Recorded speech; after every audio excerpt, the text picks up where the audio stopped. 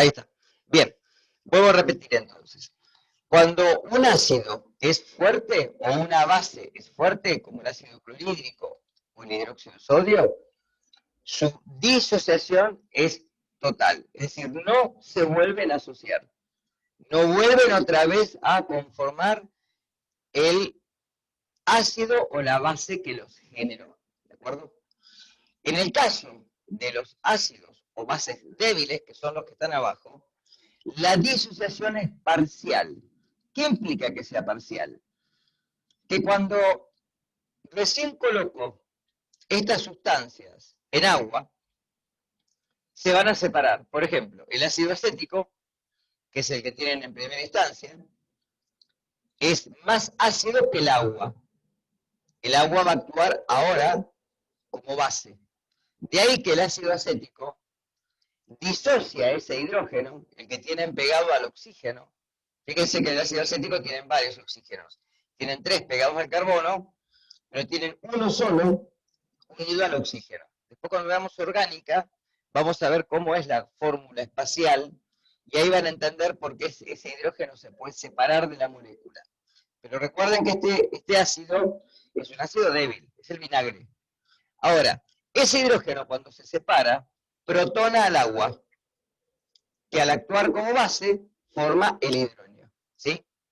Es decir, que del ácido acético, su par conjugado es el acetato, lo que tienen escrito después de la doble flecha. Y del agua, su par conjugado es el hidrógeno. Es aquí que el equilibrio se va a lograr cuando, porque dijimos, en un primer momento, el hidrógeno se va a separar formando el acetato. Pero el acetato, en solución acuosa, como hay hidrógenos también circulando en la solución, puede aceptar, o sea, actuar como una base, obviamente, porque es una base, puede aceptar al hidrógeno y formar otra vez el ácido acético. De ahí que fíjense que en la primera reacción y en la segunda que tienen escrita antes, donde dice ácidos fuertes, la flecha es en un solo sentido. En cambio, en el segundo apartado, la flecha es un doble sentido. ¿Qué quiere decir esto? Que se van a formar moléculas disociadas, pero luego se van a asociar para formar las moléculas que le dan origen. El tema es hasta cuándo esto va a ocurrir. Justamente hasta cuando la reacción se equilibre. Cuando la reacción se equilibre, el número de moléculas que van a formar acetato va a ser el mismo que el número de moléculas que va a recomponer el ácido acético. Lo mismo pasa abajo con el amoníaco. El amoníaco en agua va a formar, siendo una base, un ácido. El ácido es el amonio, que de por sí, cuando vean la parte biológica del amoníaco, cuando forma el amonio es un tóxico celular. De ahí que hay que eliminar el nitrógeno en forma de amoníaco como urea, ¿sí? A través de los riñones. Ahora, el agua ahora actúa como un ácido, porque es más ácido que el amoníaco. Y al disociarse, ese ácido que genera un protón, por disociación, lo que vimos en la clase pasada, protona al amoníaco, porque el amoníaco tiene el nitrógeno, tiene un par solitario, no enlazante. Recuerda que el nitrógeno tiene 5 electrones, 3 los tiene enlazados por enlaces covalentes con cada uno de los hidrógenos, ¿sí? Y el par que me queda, ese par solitario, es el que puede aceptar un protón. Recuerda que para que, en este caso, pueda aceptar un protón, una sustancia tiene que tener al menos un par electrónico libre, ¿sí? Cuando el amoníaco se protona, forma el amonio. Y el agua, al disociarse, al, de alguna manera, ¿sí?, ceder un protón, va a actuar como base. Y esta base es el hidroxilo. Que luego, el amonio, al ser un ácido, puede ceder un protón y volver a formar amoníaco de vuelta. Es lo mismo que pasaba arriba. El equilibrio va a ir hacia un lado y hacia el otro hasta que las concentraciones sean estables y se habla de que están en equilibrio químico. Un tema que ustedes no ven. Pero recuerden que siempre, cuando hablamos de equilibrio químico, lo dije la clase pasada cuando hablé del agua, siempre es el cociente entre productos y reactivos. El cociente entre las concentraciones molares, su producto, dividido las concentraciones molares, subproductos, de productos a reactivos. Y siempre es un cociente de reacción, ¿sí? Por lo menos por lo que van a ver ustedes, porque hay cocientes, o sea, hay constantes que son de presión, que son para gases. Es decir, para resumir un poquito, cuando un ácido es fuerte, la disociación es total. Cuando un ácido es débil o una base es débil, su disociación es parcial. Y esto lo vamos a ver en la siguiente filmina. Fíjense, como en esta filmina, cuando el ácido es fuerte, ¿sí?, se separan en su anión y su catión, pero no vuelven hacia atrás. En cambio, cuando un ácido es débil, la separación hace de que parte del ácido, eso es el equilibrio, ¿sí?, parte del ácido, que es todo esto que está acá, quede sin disociar. Y solamente esta partecita de aquí arriba es la que se disocia, formando obviamente la base de su ácido. Y los hidrógenos que luego en solución acuosa obviamente van a protonar al agua. Para el caso de las bases es exactamente lo mismo. Es el mismo sistema, pero solamente que en vez de decir ácido fuerte y ácido débil, va a decir base fuerte, base débil. Ahora, ¿cómo se mide la fuerza de los ácidos? Lo que dije recién. Se mide con una constante. Esa constante, que es una constante de equilibrio, se puede calcular de la siguiente manera. Teniendo el ácido, pudiéndolo simbolizar con este hidrógeno y la A de anión, ácido clorhídrico, ácido nítrico, etc., cuando reacciona con agua, forma el anión del ácido, ácido acético, acetato, ¿sí?, ácido benzoico, benzoato, etc. Siempre son ácidos débiles, ¿no? Cuando reaccionan con agua, forma el anión más hidrógeno. Con lo cual, puedo escribir una constante de concentración, como lo que dije recién. El producto, fíjate que te está multiplicando, de las concentraciones molares de los productos, dividido el producto de las concentraciones molares de los reactivos. Como habíamos dicho en la clase pasada, que la concentración molar de agua es totalmente constante, porque es la misma siempre, yo la puedo pasar multiplicando a esta constante de concentración. Y por eso la voy a llamar, en vez de Kc, K sub A. ¿Qué quiere decir K sub A? Es la constante de disociación ácida. ¿Qué implica esto? Y obviamente, ¿cuánto es lo que se va a disociar del ácido en solución acuosa? Ejemplo.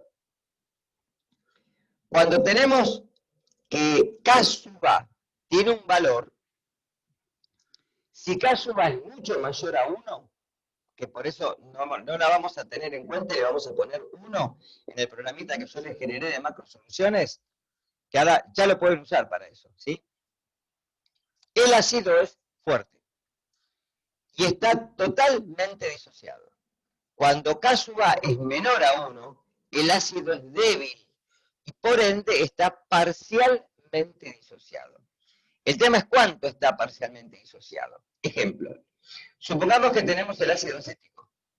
Si yo tuviera una concentración 1 molar de ácido acético, su constante de disociación tiene un valor que está tabulado en todos los libros.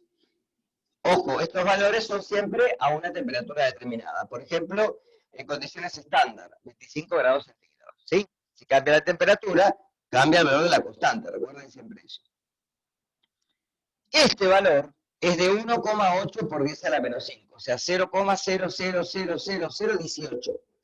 ¿Qué quiere decir eso? Que si fuera 1 molar, solamente ese número que les dije recién es el que se va a separar en solución acuosa. El resto va a quedar como ácido acético.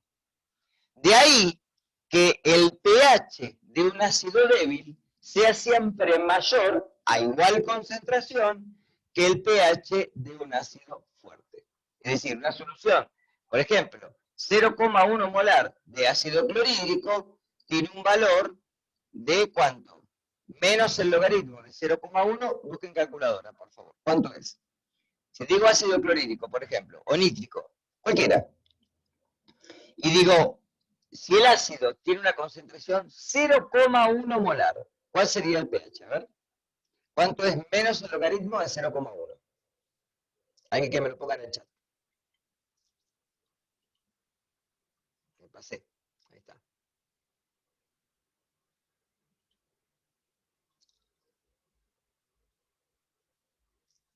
Ahora contesto lo de placer. 1, perfecto, ¿sí? Ahora, ¿cómo hago el cálculo para un ácido débil?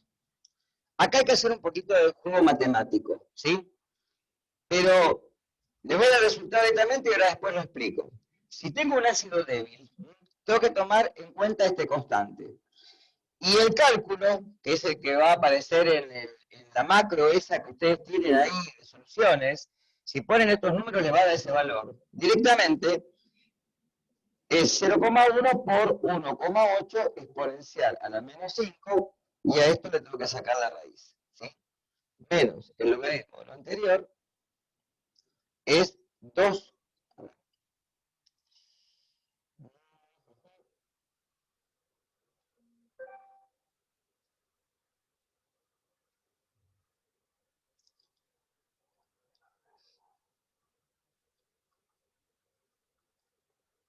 Aproximadamente 2,9, ¿sí? Entonces, fíjense, si yo tengo dos ácidos distintos, uno débil y uno fuerte, a la misma concentración, cuando el ácido fuerte tiene un pH de 1, un ácido débil tiene un pH casi de 3. Miren la diferencia. Por eso que podemos en la ensalada, ¿sí?, agregar vinagre y no agregar ácido clorhídrico. ¿Está claro esto? ¿Sí? Fíjense que el ácido clorhídrico, si vieron la anatomía y vieron digestivo, es el ácido que genera el estómago, porque las células parietales generan por un lado cloruro y por otro lado protones, tienen bombas protónicas. El pH del ácido clorhídrico en ayunas es alrededor de 2, es muy ácido. Por eso que la pepsina, ¿sí?, se conforma a través del pepsinógeno por el clivaje en medio fuertemente ácido, ¿sí? De ahí el secreto de poder ingresar los alimentos. Ahora, en el caso de, por ejemplo, en el sistema circulatorio, tenemos sustancias ácidas, pero totalmente débiles. Por ejemplo, el dióxido de carbono, que es un ácido débil porque con la anhidrasa carbónica forma ácido carbónico, ¿está claro? Fíjense la diferencia de un ácido al otro. Entonces, los ácidos fuertes, al disociarse totalmente, uno el cálculo lo hace directamente como la inversa de la concentración de hidrógenos o menos el logaritmo de la concentración de hidrógenos. Para acá hay que tener en cuenta la disociación del ácido, que fíjense que es muy pobre, por eso que el pH es mucho más alto. ¿Tá? Hasta acá se entendió más o menos. Ahora vamos a ver un poquito la parte matemática para que la puedan entender. Cuando esto pase. Ahí está. Miren las constantes, ¿sí? Para el ácido acético, 1,8 por 10 a la menos 5. Muy bajita. Para el ácido benzoico, que yo lo mencioné hoy, también es baja, 6,3 por 10 a la menos 5. Para el ácido bórico, mucho más baja, ¿sí? 5,9 por 10 a la menos 10. Para el cianhídrico, que es el que forma los cianuros, ¿sí?, 4,9 por 10 a la menos 10. ¿Sí? El clorhídrico, fíjense que es un poco más fuerte, pero sigue siendo débil. Porque uno relaciona que un ácido ya prácticamente no es tan débil cuando si su constante está en el orden de 10 a la menos 2. Este todavía sigue siendo un ácido débil, pero es más fuerte que los anteriores. Acá tiene el ácido fórmico, que es lo que irrita de lo que secretan las hormigas coloradas, 1,7 por 10 a la menos 4. El hipocloroso, que forma la lavandina con su sal, que es el hipoclorito de sodio, 3,5 por 10 a la menos 8. Y el nitroso, que fíjese que es pariente del ácido nítrico, 4,9 por 10 a la menos 4. Son todos ácidos débiles. Fíjense cómo está mencionada la constante, a 25 grados centígrados. En cambio de las bases, fíjense, el amoníaco es la misma que el ácido acético. ¿Sí? Pero ojo, esta no es K sub A, es K sub B. es una constante de sucesión básica. ¿Qué quiere decir esto? Que el cálculo en este proceso, lo que voy a hacer no es calcular el pH, voy a calcular el pOH. Y por resta voy a calcular el pH. ¿Está claro? Entonces, con un ácido fuerte o débil, siempre calculo directamente el pH. Con una base fuerte o una base débil, calculo el pOH y por resta el pH. ¿Sí? Eso que quede claro.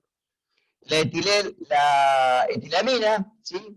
Que esta también se puede llamar anilina, es lo mismo, es la que tiene justamente, ¿sí? No, perdón, esta es la anilina, esta es la etilamina. Esta vamos en orgánica después. Fíjense, 6,4 por 10 a la menos 4. Son todas débiles. La anilina, que es la que se utiliza para teñir las prendas.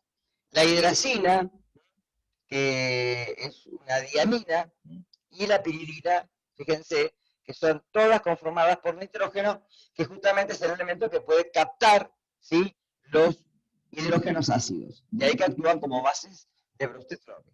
Todas. Bien, ahora, dentro de los ácidos, no de las bases, eso generalmente recuerden que las bases que tienen más de un hidroxilo son todas fuertes, ¿sí? Los ácidos sí pueden tener más de un hidrógeno que se separe en solución acuosa. De ahí que se habla de ácidos monopróticos, cuando solamente pueden generar un hidrógeno en solución acuosa, el ácido clorhídrico, el ácido nítrico, el ácido nitroso que vimos recién, el ácido hipocloroso, todos esos pueden generar solamente un hidrógeno en solución acuosa. Y tenemos los polipróticos, o sea que pueden ser dipróticos o tripróticos. Si puede generar 1, 2 y hasta 3 hidrógenos en solución acuosa, ¿sí? Ejemplo, acá tenemos al ácido carbónico. ¿Por qué lo tengo a cotación? Porque justamente es producto del metabolismo de los nutrientes. El dióxido de carbono, que es el producto inmediato del metabolismo de todos los compuestos carbonados, tanto los hidratos de carbono, los lípidos, los aminoácidos, etc., cuando se combustionan, desprenden dióxido de carbono por, en algunos casos, los hidratos de carbono, la glucólisis, y en algunos otros casos, en regla general, por el ciclo de Krebs. Este mecanismo de oxidación de los nutrientes genera dióxido de carbono.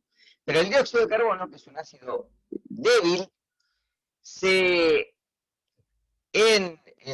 digamos, en el entorno fisiológico, con agua, forma ácido carbónico, que es el que tienen acá en primera instancia. El ácido carbónico, en agua, puede formar lo que se llama el carbonato ácido de hidrógeno, o también llamado bicarbonato. El bicarbonato ahora es la base conjugada del ácido carbónico. El agua que actúa en este caso como una base, porque es más básica que el ácido carbónico, acepta un hidrógeno y forma el hidrógeno. Pares ácido-base conjugado. Fíjense que menciono mucho esto, o sea que esto en el parcial puede entrar seguro, ¿sí?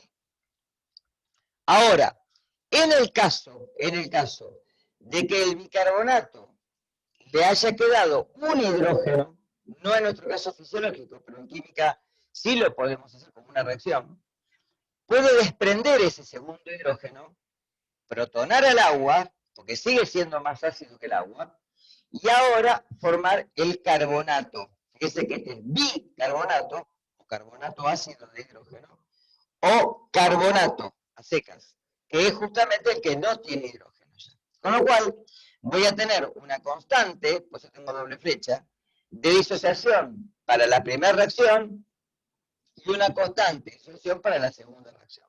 Fíjense los valores. La primera es 4,5 por 10 a la menos 7 y la segunda es 5,7 por 10 a la menos 11. ¿Qué implica esto? No solo que va disminuyendo en valor, sino que obviamente el primer hidrógeno se va a liberar mucho más fácilmente que el segundo, ¿sí? Van a encontrar en literatura algunos ácidos como el ácido sulfúrico. La pregunta ¿es un ácido fuerte o es un ácido débil? Es un ácido fuerte. A pesar de que tenga dos hidrógenos, los dos hidrógenos se separan en solución acuosa porque están muy poca, ¿sí? Tienen muy poca afinidad por el sulfato, que es el anión que les da origen. Se desprende muy fácilmente el primero y enseguida se desprende el segundo, ¿sí? Otros ácidos, como el fosfórico, por ejemplo, son más débiles y tienen tres constantes, porque primero desprenden un hidrógeno, después desprenden el segundo y por último desprenden el tercero, formando el anión fosfato. Fuerzas de las bases, es exactamente lo mismo. En las bases, lo que calculo ahora, ¿sí? Hago la misma reacción, pero lo que voy a calcular es una constante de basicidad. Es el mismo ejemplo del ácido, por eso no lo repito, ¿sí? Pero es el mismo procedimiento analítico. Lo que voy a calcular es K sub B, como el producto, en este caso, del ácido que generó la base, por los hidroxilos, dividido la concentración de la base, que le dio origen.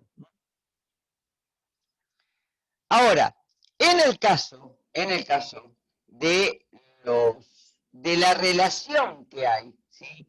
entre ellos, van a encontrar, cuando lean, esto que se llama pK sub A o pK sub B. ¿Qué quiere decir?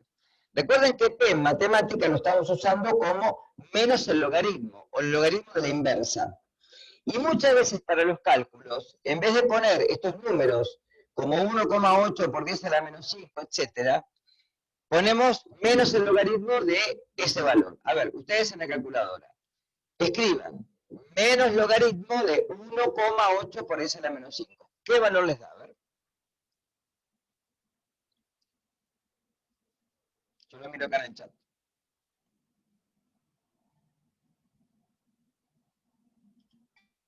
¿4,74? Exactamente, ¿sí? Ese valor de 4,74 es muy importante, ¿sí? ¿Por qué? Porque vamos a ver que en los ácidos o en las bases débiles, ese valor me está marcando una característica de esa sustancia. Si puede actuar, ¿sí? dentro de un margen, ¿sí? en forma de ácido débil o de base débil, y qué margen va a tener para soportar los cambios cuando yo le agrego, supongamos que tengo un ácido débil, si le agrego una base fuerte, o si tengo una base débil, si le agrego un ácido fuerte. Es decir, ¿cómo va a resistir los cambios de pH? ¿Hasta cuánto? Por eso ese valor es muy importante. Eso lo vamos a ver a continuación. ¿Está? Entonces, a veces van a encontrar en los libros que en vez de expresar la constante de disociación como K sub A o K sub B, la expresa como menos el logaritmo de la misma. Es decir, con un número entero. Porque al trabajar con logaritmos, esas cifras decimales, fíjense que se transforman en números enteros que pueden ser mucho más apacibles al ser graficados o manejados en una escala. ¿Sí?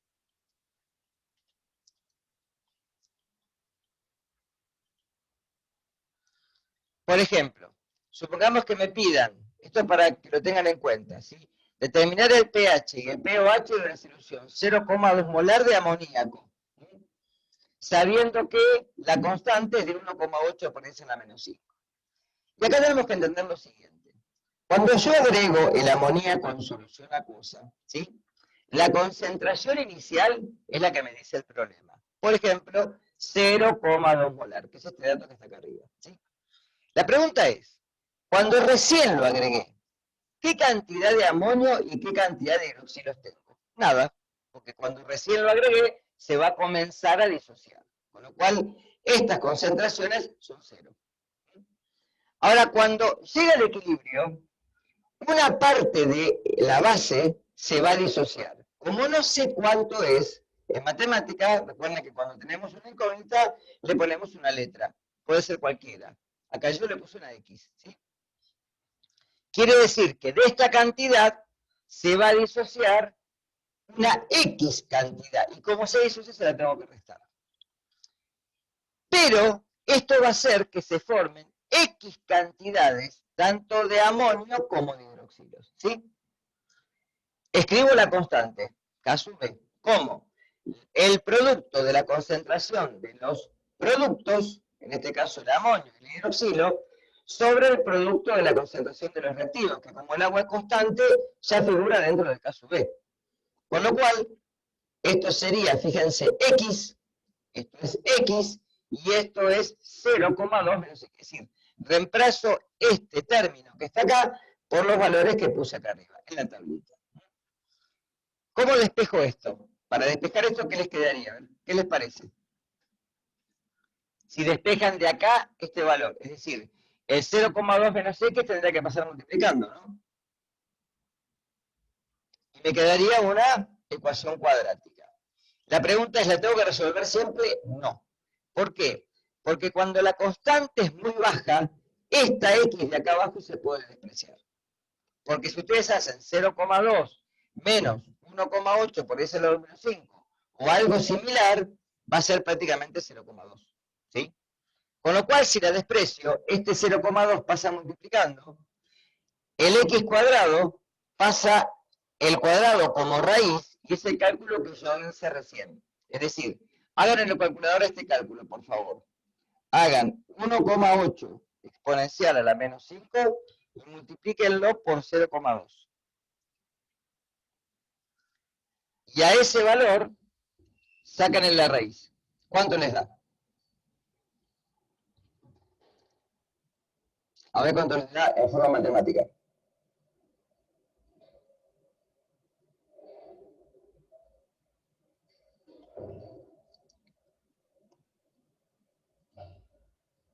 Tengo el chat ahí pendiente, esperando el resultado. Es decir, lo que hago es despejar la x, ¿no? X cuadrado es igual a 1,8 por 10 a la menos 5, sí, aproximadamente, ¿sí? 1,89 por 10 a la menos 3, o 1,9, que es lo que tienen acá abajo, ¿lo ven? Por 10 a la menos 3, ¿sí? Ahora, este valor es la concentración de hidroxilo. Fíjense que es una de las X, ¿sí? Que es lo que yo quiero saber en realidad. Entonces, directamente lo que hago es menos el logaritmo de ese valor. Háganlo.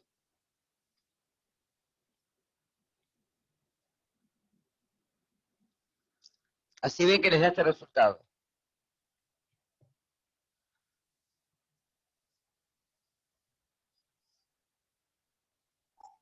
Sí, sí, da eso. Bien.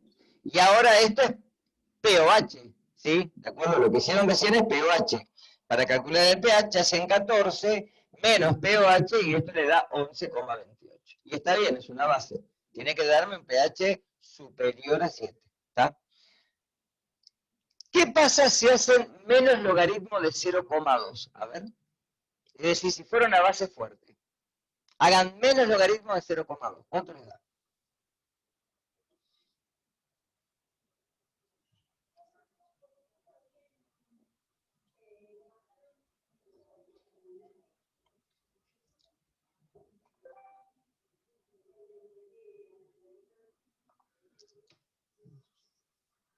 A ver qué valor les da. Si fuera una base fuerte, estoy hablando. 0,7, es decir, 14 menos 0,7, 13,3. ¿Está claro? Es decir, miren la diferencia de un ácido fuerte, de una base fuerte a una base débil. ¿Está? Es muchísima. Entonces, de ahí que la disociación sea parcial, en este caso, y no total. Bien, sigo. Bueno, este déjenlo porque no es para ustedes, era para otra, es para la química de ambiental. Es la relación que hay entre K sub A y K sub B. Es muy sencillo la demostración. Si quiero calcular, si tengo, por ejemplo, ¿para qué me sirve esto? Supongamos que tenga K sub A y me pide el problema K sub B. La fórmula es que K sub A por K sub B es igual a KW. Así que teniendo K sub A puedo calcular K sub B, o viceversa. Si tengo K sub B puedo calcular K sub A. Pero déjenlo para ustedes porque esto no es para ustedes. Bien, esto sí. ¿Qué es un buffer? Que a esto quería llegar cuando comencé la clase de ácidos y bases débiles. Una solución buffer o amortiguadora o reguladora son términos que se pueden utilizar como sinónimos. es una solución que va a actuar de tal manera que los cambios de pH ante el agregado de un ácido o una base no van a ser altamente significativos. ¿Sí? ¿Qué implica esto?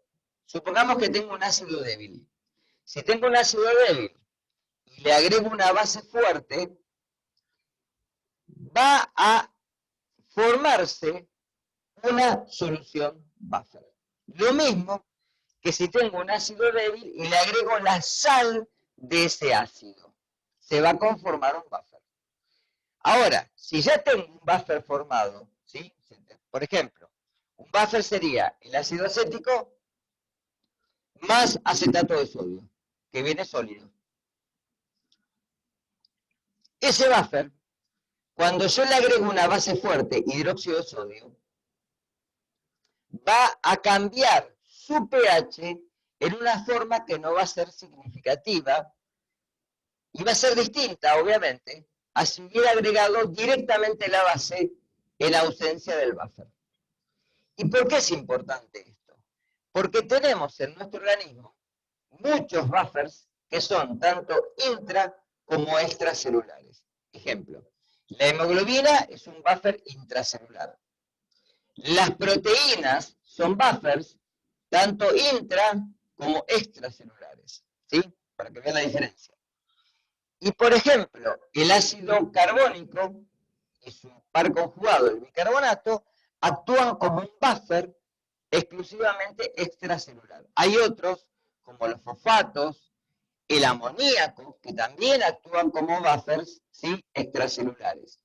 Entonces, este concepto de buffer es importante que lo tengan presente porque en otras asignaturas lo van a volver a ver. Por ejemplo, en biología el año que viene lo van a volver a ver con el tema de el desarrollo de los microorganismos en los alimentos, lo van a ver en técnica dietética, lo van a ver en bioquímica, por eso es importante que lo aprendan desde ahora. Entonces, ¿qué es un buffer? Un buffer es una sustancia que se puede conformar con un ácido débil y su sal conjugada, una base débil y su ácido conjugado.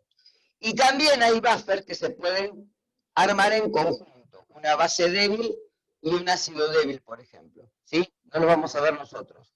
Pero también existen en química ese tipo de buffers donde uno puede cambiar estas relaciones. ¿Sí? Ahí tienen la definición que les puse. ¿Sí? Y fíjense que ahí tienen el ejemplo que les dije recién. El ácido acético y el acetato de sodio. El amoníaco y el cloruro de amonio. Son buffers. Y van a resistir los cambios de pH. ¿De qué manera?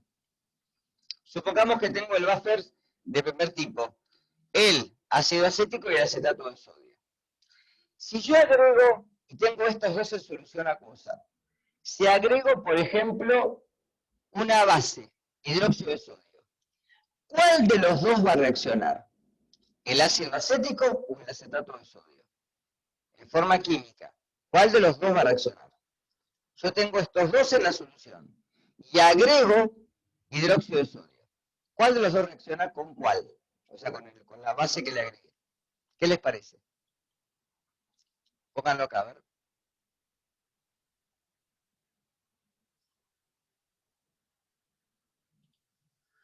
¿El ácido acético o el acetato de sodio? El ácido acético, muy bien. Porque un ácido reacciona con una base, ¿está claro? ¿Y qué se va a formar? Cuando el ácido acético reaccione con el hidróxido de sodio. Porque sí, reacciona. Ácido acético más hidróxido de sodio, ¿qué me va a formar? A ver, ¿qué les parece? Porque fíjense que en la solución tengo acetato de sodio.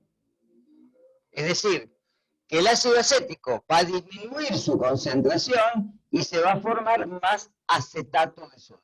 ¿Está claro esto? Al revés, si tengo este buffer y le agrego un ácido clorhídrico, si hoy reaccionaba el ácido acético, ahora va a reaccionar el acetato de sodio. ¿Y qué se va a formar? Y más, porque el acetato como ion puede captar el hidrógeno, del ácido clorhídrico y formar más ácido acético. Es decir, que el equilibrio se va a desplazar hacia el ácido. Pero fíjense que no va a ser lo mismo que si no tuviera el acetato de sodio presente. Porque va a neutralizar a ese ácido. Como el ácido acético va a neutralizar esa base. Abajo lo mismo. Si tengo amoníaco y cloruro de amonio y agrego ácido clorhídrico, reacciona el amoníaco, formando más cloruro de amonio. En cambio, si agrego hidróxido de sodio, va a formar el amonio, formando más amoníaco y agua. ¿Se entiende esto? Es decir, que el equilibrio... Profe, Sí, entonces estaría bien decir que en estas disoluciones también hay bases conjugadas y ácidos conjugados. obviamente, siempre, y ya lo tenés en el buffer. Cuando Bien. vos armás un buffer, ya de por sí, el ácido solamente fíjate ahí, el ácido acético ya tiene su par conjugado que es el acetato, ya lo tiene.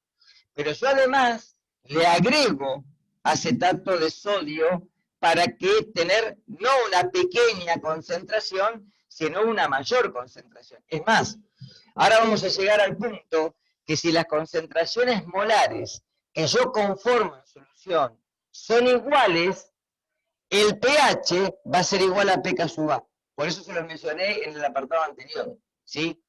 Y justamente ese pK sub A vamos a ver que es muy importante porque es lo que me indica hasta cuánto va a resistir los cambios de pH, ¿está? Entonces, siempre que vos tengas un buffer, ya la palabra te está diciendo que ya en el juego tenés los dos conjugados puestos en acción. ¿Está claro esto? Siempre. ¿Sí? Ya el ácido tenía el conjugado. Si yo encima le agrego la base, ahora voy a tener cantidades que dependiendo de lo que agregue de uno y del otro, va a ser el pH del buffer. Uno claramente cuando esto lo prepara en laboratorio, por ejemplo, en biología, cuando uno hace diálisis, en alimentos, cuando uno, por ejemplo, quiere que los alimentos tengan un soporte, fíjate que agrega sustancias buffer para que los cambios de pH no sean importantes, ¿está? Y ya tenés en el juego los pares ácido base conjugados, siempre, ¿está? Bien. Esto déjenlo porque no van a hacer cálculos de pH, esto lo paso, ¿sí? Pero recuerden que se puede calcular de la misma manera. Quiero llegar a la ecuación de Henderson-Hasselbalch. A esta quiero llegar. Bien. Si, a ver, bueno, no importa. Si yo de la ecuación general que teníamos, vamos a, voy un poquito para atrás, miren. Supongamos que tenemos, quiero llegar a esta, ¿sí? Quédense con esta que tengo acá abajo. ¿La ven la amarilla? Si yo tengo, no voy al ácido, estoy con un ácido. Acá está, esta. Si yo voy, por ejemplo, a pensar que K sub A, síganme con la explicación, es igual a la concentración de, en este caso, el anión que formó el ácido, ¿sí? Supongamos que sea ácido acético o ácido carbónico, cualquiera. Los hidrógenos que se formaron por la protonación del agua y la concentración del ácido. ¿Qué pasa si yo quiero despejar de acá los hidrógenos? Es decir, la concentración de protones. ¿Qué pasaría? La concentración del ácido multiplicando y la concentración del anión dividiendo. ¿Está claro esto? ¿Me entiende? Con la explicación lo pongo acá en el chat. A ver si puedo. Es decir, si yo quisiera despejar de ahí K sub A me quedaría igual a qué. K sub A me quedaría igual. ¿Están viendo lo que estoy escribiendo? A.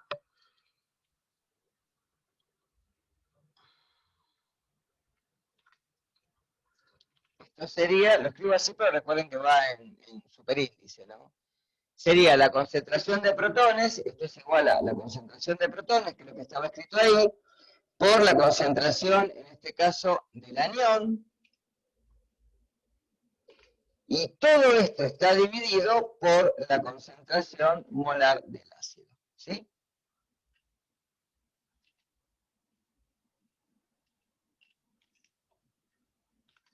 Eso es lo que tienen, eso es lo que tenían ahí en pantalla. ¿Hasta acá me siguen? Si yo quiero despejar de ahí la concentración de protones, me va a quedar que la concentración de protones, al fin y al cabo, a ver si lo pongo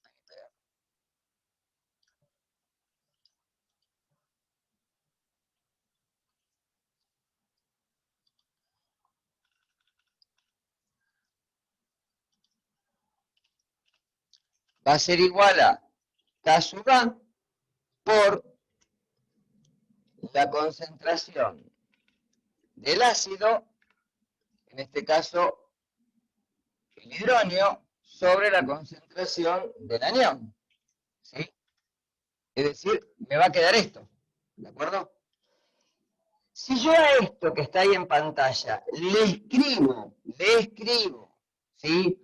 Al lado menos logaritmo a cada uno de los términos, me quedaría menos el logaritmo de la concentración de protones, igual a menos el logaritmo de K sub A, menos el logaritmo, porque tengo una multiplicación ahí, ¿no? Pero tengo un cociente, menos el logaritmo de la concentración de hidrógenos ácidos sobre la concentración del anión, que en este caso sería el acetato.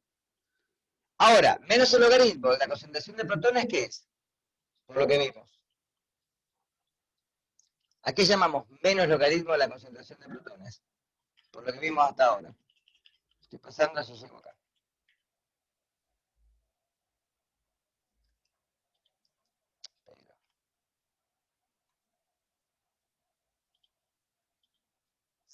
pH, muy bien, ¿sí?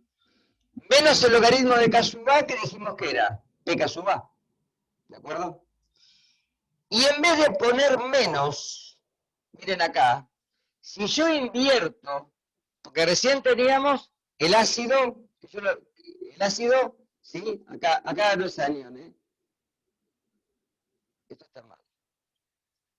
Donde acá, este no es protón, se está escrito acá el protón, ¿sí? Esperen que esto lo voy a escribir de vuelta porque mirando la pantalla lo hice mal. Esto es así, ¿eh? Ahora está bien, ¿sí? Me queda menos el logaritmo de la concentración del ácido sobre la concentración del anión. Para no poner menos, Henderson y Hasselbalch lo que hicieron fue invertir el numerador y el denominador. Entonces en menos queda más. Esta es la ecuación para determinar el pH de un buffer. Con lo cual me queda que el pH es igual a pK sub A, fíjese que sale de reordenar esos términos nada más, más el logaritmo de la concentración de la base sobre la concentración del ácido. ¿Sí? Ahora, ojo, si es una base, esto es pK sub B, esto es POH, con lo cual acá tengo el ácido conjugado y acá tengo la concentración de la base, es distinto. ¿Sí? Nuevamente la ecuación de Henderson-Hasselbalch está descrita más para ácidos, pero también se puede utilizar para bases. Vamos a suponer que yo quiero calcular el pH en el ácido acético acetato de sodio de una solución 0,1 molar de cada uno. ¿Cuánto me daría? A ver, ¿quién me puede hacer el cálculo? Es decir, recuerden que pH va a ser igual a ¿quién? pK sub A, que hoy hicieron el cálculo más arriba, que les dio 4,74, ¿verdad? Les dio este valor. A eso le tendría que sumar el logaritmo de el cociente entre 0,1 sobre 0,1. 0,1 sobre 0,1, ¿cuánto me da? Hagamos primero el cociente, ¿no? ¿Qué valor les da eso? El logaritmo de 1. ¿Cuánto es el logaritmo de 1?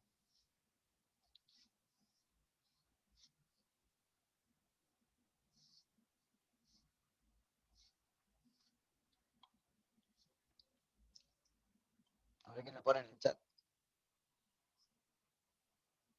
Porque es lo que le tengo que sumar a 4,74, ¿no? ¿Se escucha? ¿Están ahí todavía? Sí, no, me dio 4,74 porque sería 0 o no. 0, claro. Es decir, que el pH es igual a pK sub A, ¿está claro? Cuando las Claro. concentraciones en el buffer de el ácido y su base conjugada en forma de sal, ¿sí? Son iguales, el pH es igual a pK sub A. ¿Está claro? Si yo cambio estas concentraciones, va a cambiar el pH. ¿Sí?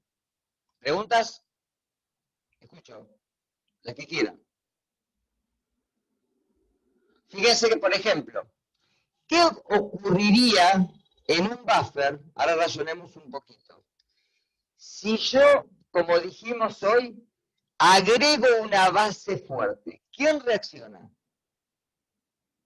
De estos dos que están acá, ¿reacciona el ácido o reacciona la base? Si yo agrego un ácido, ¿quién reacciona? Una base, perdón, hidróxido de sodio. ¿Quién reacciona? De los dos.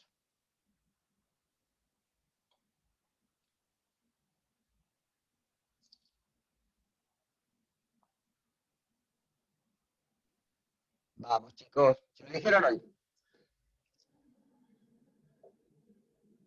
Tengo una base y tengo un ácido. Y estoy agregando una base. ¿Quién reacciona de los dos?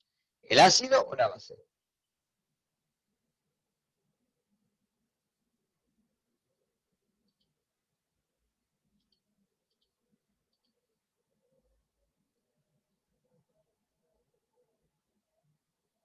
No tengan miedo, vamos. Tienen dos cosas, 50 y 50. El ácido, muy bien. Si reacciona el ácido va a disminuir su concentración y va a aumentar la base. ¿Está claro? Pero como tenemos un logaritmo acá, ¿sí? Si el ácido disminuye y aumenta la base, al este cociente estar afectado por un logaritmo, cuando se lo sumo al pK sub A, obviamente el pH va a aumentar, pero no va a aumentar significativamente. Porque justamente acá estoy trabajando con logaritmos, entonces el cambio no va a ser significativo. En forma contraria, si agrego un ácido, obviamente reacciona la base y se me forma más ácido.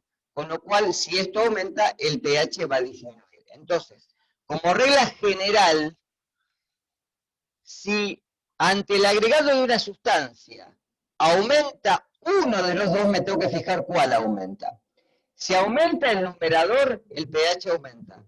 Si aumenta el denominador, el pH disminuye.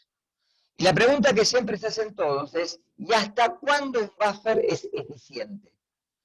Más o menos una unidad de pK sub A. Ejemplo, si para el ácido acético el pK sub A es 4,74, quiere decir que ante el agregado de ácidos o bases, cualquiera sea de los casos, si yo agrego bases, el buffer va a ser eficiente, es decir, va a soportar cambios de pH hasta una unidad superior cuando agrego una base y una unidad inferior cuando agrego ácidos. Es decir, hasta 5,74 y hasta 3,74. ¿Quedó claro? ¿Sí? Por favor, porque esto generalmente en los exámenes finales siempre es un tema que se pueda tomar, ¿está? Entonces se les puede preguntar, ¿cuánto es la capacidad eficiente máxima de un buffer? Más o menos una unidad de pK sub A, ¿sí? Por favor, porque esto tiene que quedar claro. Por eso generalmente, fíjense, si yo voy acá a las filminas, cuando tengo los ácidos fuertes o débiles, ¿sí? Los ácidos débiles, perdón, ¿sí? Supongamos que tengo, acá no tengo el del carbónico, no importa, el del benzoico, 6,3 por 10 a la menos 5, ¿sí? Si hago menos logaritmo de 6,3 exponencial a la menos 5, eso me da 4,2. Quiere decir que para este caso, que es muy similar al anterior, el rango en el que va a soportar es, ¿sí? Si tengo 4,2, es hasta 5,2 y hasta 3,2. ¿Sí? En el caso del ácido fórmico, el de las hormigas, por ejemplo, menos el logaritmo de 1,7 exponencial a la menos 4. Eso me da 3,77. Hasta 4,77, 2,77. Esas son las capacidades máximas, ¿sí? Y creo que por ustedes, pero para ustedes, por ejemplo, acá tienen, por ejemplo, ¿ven? Esto es lo que les decía recién. Los rangos de pH en el cual son efectivos los buffers. Tanto para ácidos como para bases. Esto después lo pueden ver de la filmina. Esto es un ejercicio que para ustedes no es. La valoración ácido-base, ¿esto cuándo lo hacemos? Esto sí. Esto lo hacemos cuando uno quiere testear, ¿sí? Testear cuál es la concentración incógnita de un ácido o una base, ¿sí? Si el ácido es fuerte, ¿sí? Yo lo puedo testear con una base fuerte, o viceversa, ¿sí? Acá tienen, por ejemplo, un ácido que no se sabe cuál es su concentración, y lo que agrego es con una bureta, que es lo que tienen acá arriba, gotitas de una base fuerte. Tengo un sensor de pH, un pHímetro, que me dice cuál es el pH ante el agregado de las gotitas de hidróxido de sodio. Fíjense que el pH va aumentando hasta que se da un punto de inflexión, en donde ya no hay más ácido y ahora comienza a haber solamente base. ¿Está claro? Ese es el punto de neutralización, donde ya no quedó más ácido. Recuerden que neutralización es el proceso de lo que vimos recién, cuando un ácido se le agrega una base y se forma una sal, o viceversa. Cuando una base se le agrega un ácido y se forma una sal. Estos son indicadores que me sirven para ver la zona de viraje, es decir, si no tengo un pHímetro, para ver en qué zona cambia el pH. Importante porque el año que viene, por ejemplo, en microbiología, vamos a ver hablar de rojo de metilo como un indicador que utilizamos para los medios de cultivo. La fenolftaleína es el indicador químico que se utiliza en preferencia porque es incoloro en forma ácida y pasa al rosa o al fucsia en medio alcalino. Las valoraciones ácido-base se dan cuando el número de moles de la base es igual al número de moles de ácido, ¿sí? Y generalmente los problemas que van a ustedes tener en la guía tienen que aplicar este concepto, en donde para que haya neutralización, y eso sí es muy importante, el número de moles de la base tiene que ser igual al número de moles del ácido, ¿sí? Bien, hasta acá. Acá me preguntaban fecha de parcial. Va a quedar igual que en el cronograma. A ver si lo tengo acá a mano. Ya se los digo. Así ya nos queda.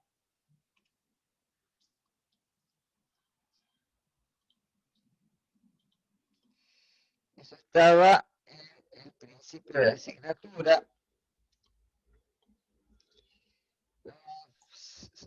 ¿Va a ser del mismo formato que la vez pasada? Exactamente igual. Sí, sí, porque no tenemos otra forma de tomar, chicos. Ahí está Enrique. Seminario. No, si no fui acá también. Acá. Programa cronograma.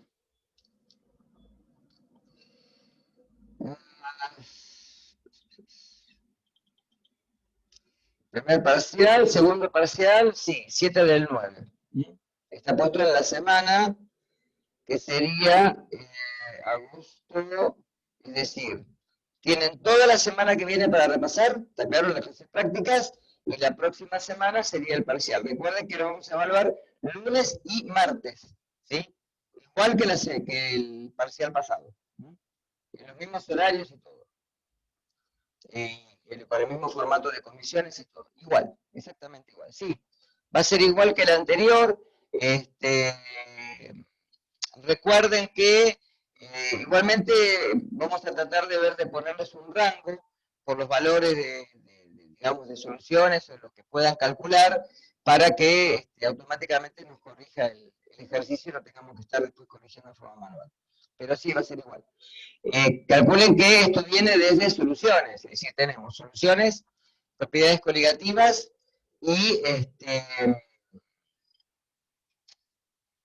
que dejo de compartir, así los veo. Si quieren activen las cámaras un cachito, así los veo. Soluciones coligativas y esto que es el equilibrio iónico o el pH de las soluciones, que es lo que estamos viendo ahora, ¿sí? Así que va a entrar hasta acá. Seguramente va a haber algún cálculo de solución, de expresar o de pasar de una solución de un formato a otro, por ejemplo, porcentaje en masa en volumen a molaridad, ¿sí? O porcentaje en masa con la densidad a molaridad, etc. Algún ejercicio de los que vieron en la guía. No va a cambiar el formato de lo que hicieron en la guía. Coligativas, recuerden presión de vapor, ¿sí? Las leyes que son aplicables a los ejercicios. Presión de vapor, en el caso de la ley de Raoult, ¿sí? Y lo que después implica el descenso crioscópico, el ascenso bulloscópico y la presión osmótica. Ahí pueden tener algún ejercicio de soluciones vinculado con esto. Y bueno, y después el tema de seguramente calcular el pH o el pOH de alguna solución. Y esta semana sí hagan ejercicios de neutralización. El último puntito que vieron acá. Si ustedes tienen, por ejemplo, no sé, qué sé yo, ácido nítrico, siempre vamos a trabajar con fuertes, no con débiles. ¿Cuánto hidróxido de sodio le agrego para que el pH sea 7, por ejemplo? ¿Tá?